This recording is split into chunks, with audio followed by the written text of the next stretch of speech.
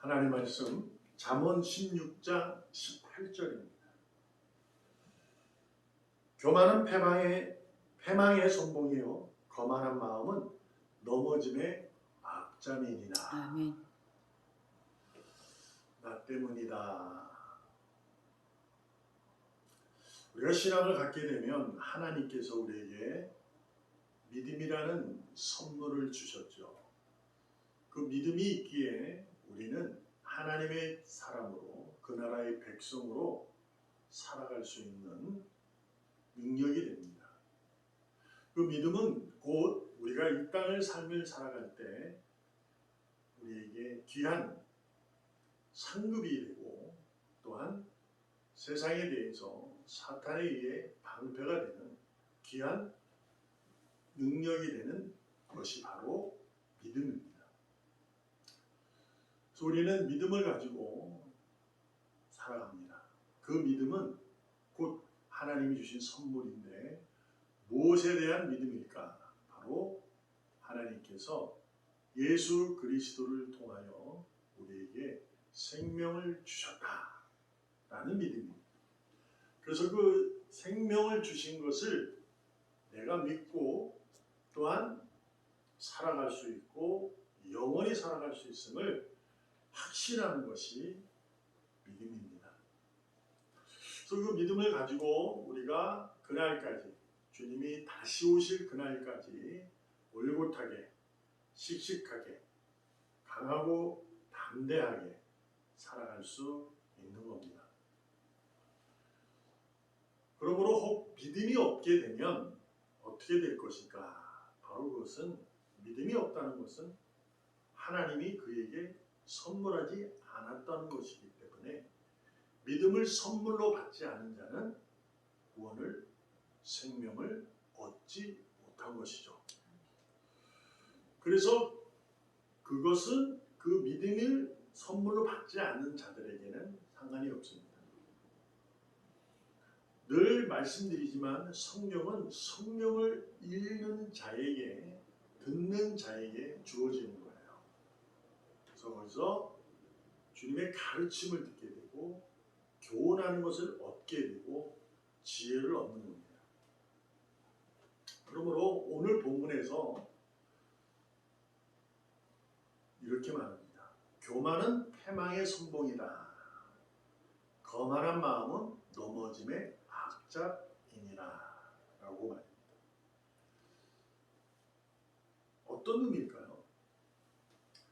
이것은 믿음을 선물로 받지 않은 자들은 교만하다 라고 말하는 것보다는 믿음을 선물로 받은 자가 교만하다 이렇게 되어지는 겁니다. 이게 바로 아이러니한 거죠. 믿음을 선물로 받으면 생명을 가진 자로 확신하며 살아가는 거예요. 용기. 근데 성경에 교만을 얘기하고 거만한 마음을 얘기하는 것은 무엇을 의미할까? 우리 이걸 알아야 해요.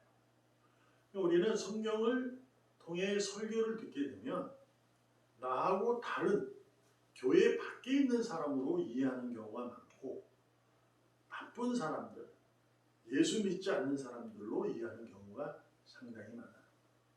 나는 아니다. 이를 생각하는 거죠.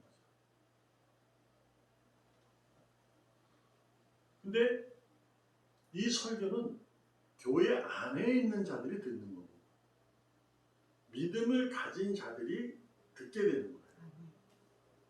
하나님의 이 말씀을 우리가 오늘 다시 한번 새겨보고자 합니다. 왜? 나도 믿음이 교만할 수 있다라는 가정이 있기 때문입니다. 자, 먼저 의인에게 겸손은 주님이 베푸신 주신 선물입니다. 삶을 믿음으로 살 수 있는 상급입니다. 그리고 세상을 맞서 싸울 수 있는 믿음의 방패가 될 수 있는 거예요. 그래서 겸손은 주님의 지나친 겸손, 하나님과 동일됨을 버리시고 피조물이 되었던 지나친 겸손, 그 겸손에 의해 주님이 이 땅에서 펼치신 능력, 결국 우리가 받은 믿음의 능력은 겸손에 의해서 강하고 담대하게 살아갈 수 있고 세상을 이길 수 있고 선물로 상급을 받은 자로 은혜롭게 살아갈 수 있는 겁니다. 교만은 뭘까요? 바로 사탄이 주는 겁니다. 사탄은 뭐라고 말씀드렸죠? 의인에게는 관심이 없어요. 죄송합니다. 악인에게는 관심이 없어요. 그들은 어차피 지옥에 갑니다. 근데 사탄의 관심은 의인에게 있는 거예요. 그래서 교만은 의인에게 있는 거예요. 그래서 사탄이 주는 겁니다. 교만은 선물로, 상급으로. 그래서 믿음을 뭐한다? 방해하는. 그래서 믿음을 방해하는 능력이 교만입니다. 그것이 사탄이 주는 겁니다. 교만과 겸손의 차이가 뭘까? 자, 말씀드렸다시피 교만이든 겸손이든 이것을 놔두고라도 이에게 주는 것은 믿음의 사람이에요. 오늘도 말씀을 듣고 말씀으로 이 땅의 삶을 살아가는 자들. 그래서 범사에 잘된 복음의 삶을, 은혜로운 삶을 살아가는 이들. 근데 그 차이가 뭐냐? 나 때문입니다. 라는 거예요. 어떤 의미인지 이렇게 생각해보면 됩니다. 말씀드렸다시피 지나친 겸손이었던 예수님은 온전히 하나님 아버지로 인하여 그는 자신의 삶을 맡기고 살았죠. 지나친 교만은 무엇이냐면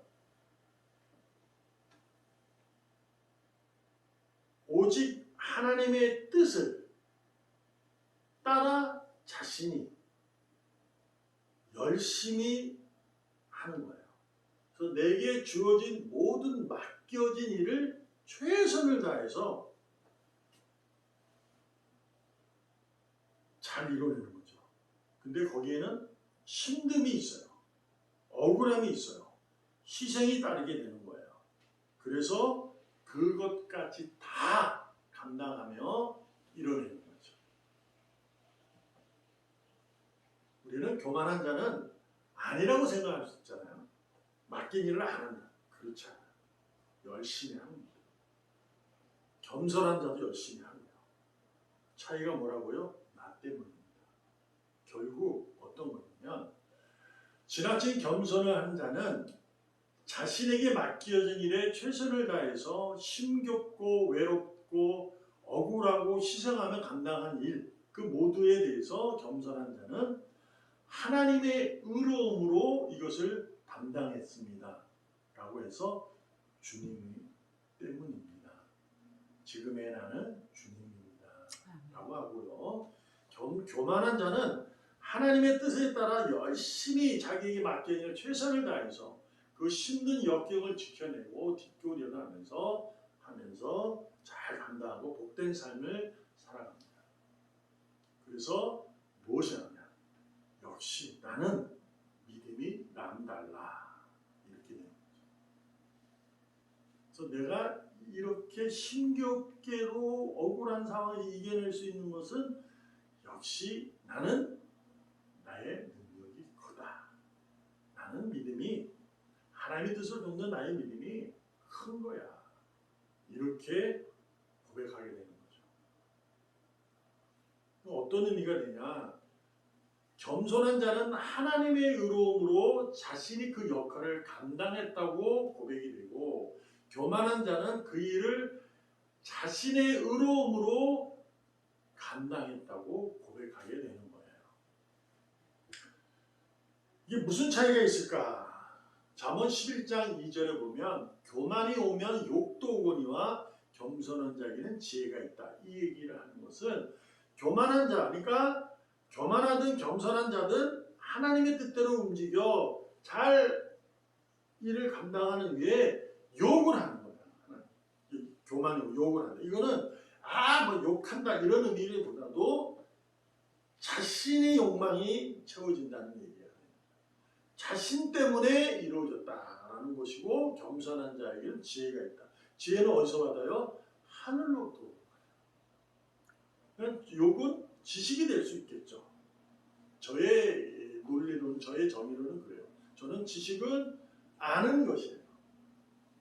그리고 지혜는 그 아는 것을 실행하는 선한 행위를 말한다. 저는 그렇게 정의를 내리고 있어요. 그래서 욕이 온다 이 소리는 자신이구나, 자신의 의로움이구나, 자신의 욕망으로 감당해내는 것을 의미합니다. 잠언 3장 35절 지혜로운 자는 영광을 기업으로 바꾸니와 미련한 자의 영달함은 수치가 된다라고 합니다. 미련한 자 영달, 영달이라는 깨달은 말, 이렇게 막 경지에 오르는 것을 얘기할 수 있죠. 그러니까 미련한 자 영달, 영달이라는 것은 아주 높은 자리에 오르는 거예요. 그러니까 교만한 자나 겸손한 자나 높은 자리에 올라가는 거예요. 열심히 하면 하나님이 기뻐하시잖아요.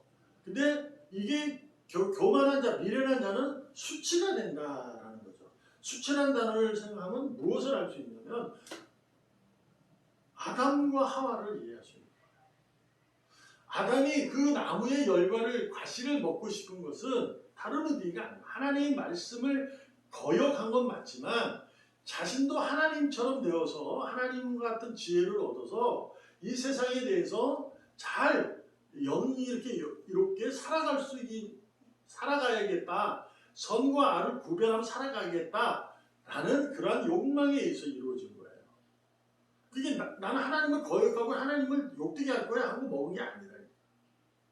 우리가 그런 걸 잘 알지. 그래서 먹은 거예요. 근데 먹고 나니까 뭘 알았어요? 악을 알게 된 거죠. 그러니까 먹기 전에는 악을 몰랐어요. 그냥 사는 거였어요. 근데 악을 알다 보니까 자신의 벗은 몸이 부끄러움, 수치로움을 알게 된 거예요. 이것이 바로 그런 교만한 자는 패망의 선봉에 서는 거죠. 넘어지는 거예요. 그는 구원을 절대로 받을 수 없어요.